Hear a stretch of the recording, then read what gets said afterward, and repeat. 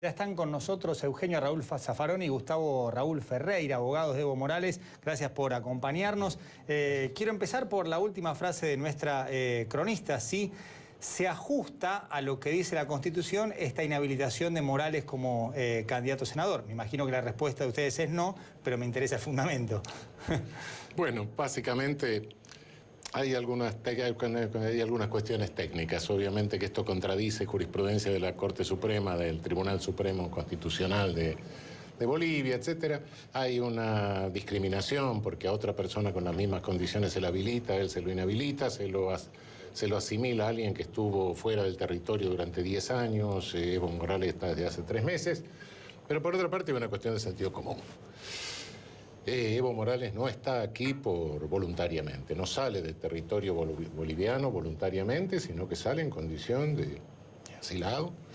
Esa condición recibe en México, aquí también, de alguna manera. Es decir, se lo persigue en territorio boliviano con el riesgo de muerte. Bueno, si a alguien lo echan y después le imputan que no tiene residencia para inhabilitarlo por los derechos políticos, se genera una situación de necesidad y después se explota la propia situación de necesidad que se ha generado, ¿no? Cualquier dictadura del mundo podría echar a alguien y bueno, entonces como amenazarlo de muerte y después cuando está fuera del territorio dice, no, le privo de los derechos políticos porque está fuera del territorio. ¿Qué recursos van a presentar y ante qué instancia? ¿Y cuánto tiempo llevará la resolución del expediente? Hay una elección en mayo, quizás se estire la resolución y haya elecciones sin que Morales pueda presentarse. Bueno, se van a hacer los recursos internos. ¿Dentro de Bolivia qué instancia hay? La de amparo y la constitucional, tenemos muy poca esperanza en eso. Creemos que estos términos exceden el tiempo de la elección. En definitiva, la última palabra en Bolivia la va a tener el Tribunal Constitucional Plurinacional. No sabemos cuándo, porque podría dictar la sentencia después de las elecciones, y tampoco tenemos muchas expectativas porque este Tribunal Constitucional ha dictado una medida inconstitucional que es prorrogar los mandatos de la dictadora que ejerce la autoridad ejecutiva. O sea que no tenemos realmente muchas esperanzas dentro de Bolivia respecto de los recursos internos. ¿Ustedes creen que en Bolivia hoy hay una dictadura?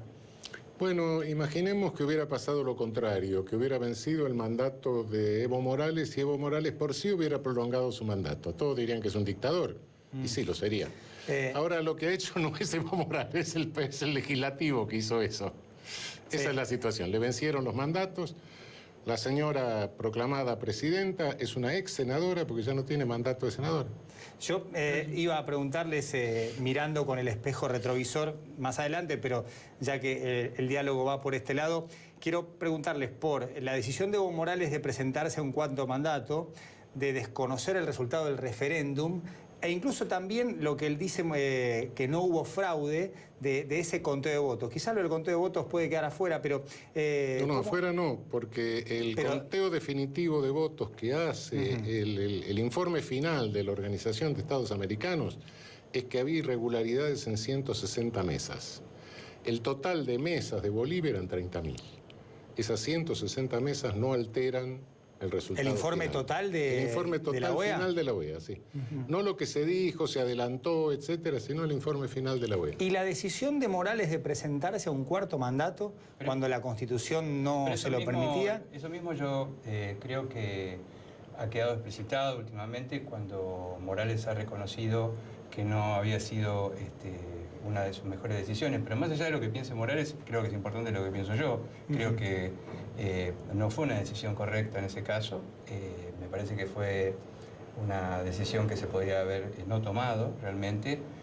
Por ejemplo, el haber tomado el referéndum y buscar el cuarto mandato. Pero bueno, ya está. Y desconocer incluso el resultado del referéndum, porque había ganado el no en esa votación. En realidad, fíjate que sí, había ganado el no, pero fue una decisión del Tribunal Constitucional Plurinacional, que fue quien dijo realmente que estaba habilitado para tener un cuarto mandato. El mismo que ahora declara la constitucionalidad de la prolongación de mandatos extinguidos. Con la misma composición. Con la misma composición. O sea, son los mismos 9 jueces que le dijeron a Evo Morales que estaba en condiciones de ir por un cuarto mandato, son los mismos jueces que prorrogaron el mandato la autoridad ejecutiva. ¿Cómo es la judicialización internacional? La Corte Penal Interamericana, que tiene sus tiempos, vuelvo a hablar de... No, es Corte Interamericana de Derechos Humanos y la Comisión Interamericana de Derechos Humanos. En líneas generales no llega a la Corte la víctima de violación de derechos humanos, sino que pasa a través de la Comisión Interamericana que tiene sede en Washington. ¿Y qué podría decidir la Comisión Interamericana? Puede tomar medidas cautelares, o bien, si no se le respetan las medidas cautelares que le puede ordenar al Estado boliviano, puede solicitarle a la Corte medidas provisionales que sí son de cumplimiento obligatorio. ¿Tienen esperanzas de que estas decisiones lleguen antes de las elecciones, antes del cierre de listas, o piensan que puede haber un efecto retroactivo una vez consumadas las elecciones del 1 de mayo? Porque hay una tendencia mundial a conceder la máxima ampliación de los derechos políticos y la mínima restricción. Esto es una tendencia mundial en Europa y en América Latina. Y yo creo que esto, el sistema interamericano, la Corte Interamericana o la Comisión Interamericana a las que vamos a acudir,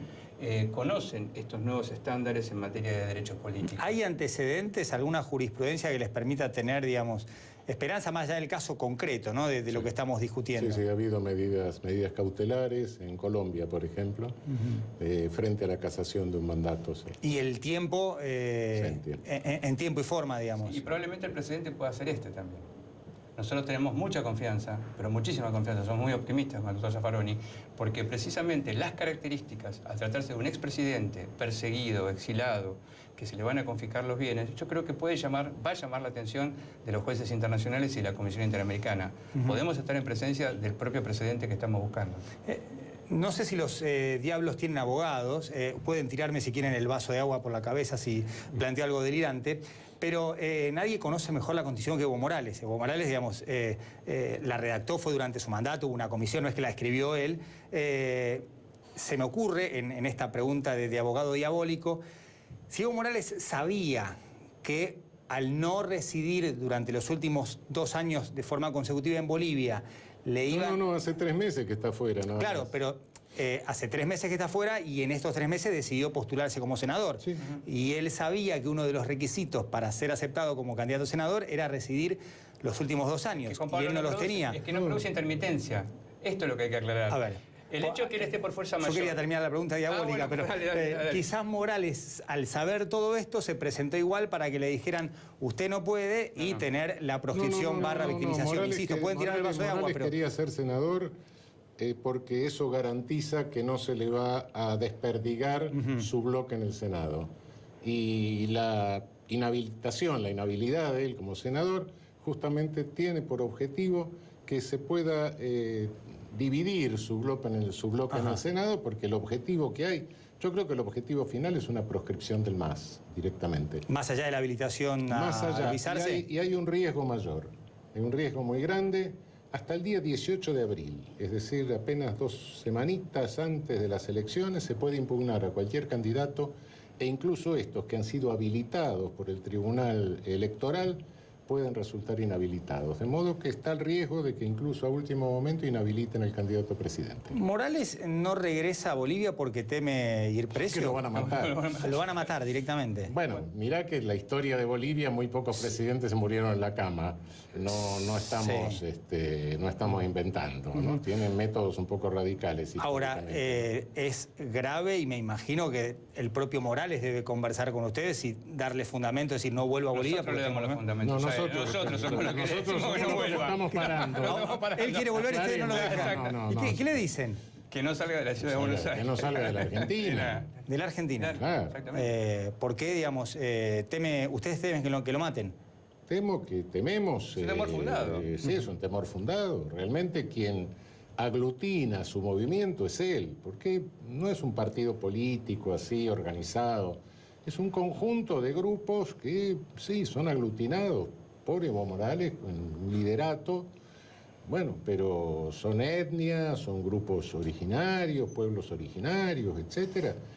Y sí, naturalmente, el objetivo de destruir a él sería destruir la unidad de eso. Algunos partidarios del MAS hacen referencia a una influencia extranjera. Pongo el ejemplo concreto de Estados Unidos. ¿Ustedes creen que esta resolución del Tribunal Supremo Electoral de Bolivia tiene influencia extranjera o es endógena? El golpe de Estado fue dado por Sí. un motivo, un fundamento... No me llama mucho la atención que la actual administración republicana esté operando ahí. Sí.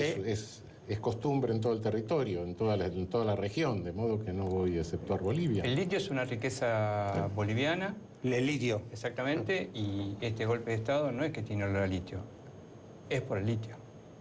El 70% lo tiene Bolivia, el 15% nosotros, el 15% Chile. Si nos ponemos de acuerdo, controlamos el precio del litio en el mundo. Eso no lo van a permitir. Y porque Bolivia tiene el 70%, Morales es un blanco, un target, como dirían allí.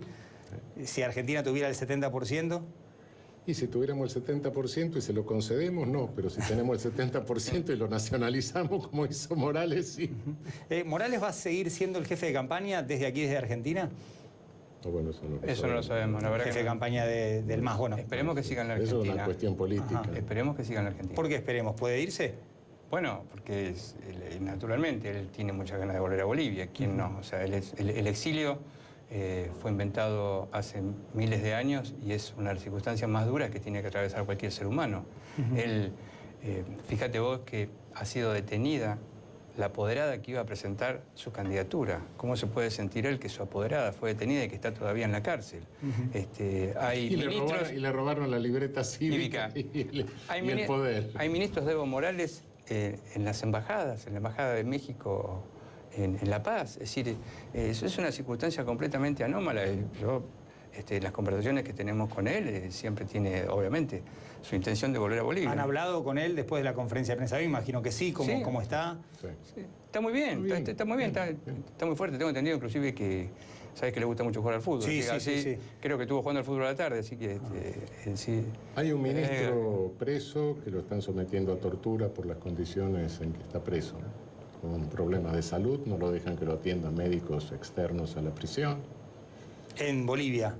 Romero sí. creo que es el Romero. apellido. Y también hay otro funcionario que está en otra embajada, cuya hija está Sí. internada acá en la Argentina Exactamente. con un cuadro dramático y Sí. que no le dan el salvoconducto para venir a ver a su hija tampoco. Héctor Arce, el ex ministro de Justicia. Doctor Zaffaroni Ferreira, muchísimas gracias por haber venido. Contrario.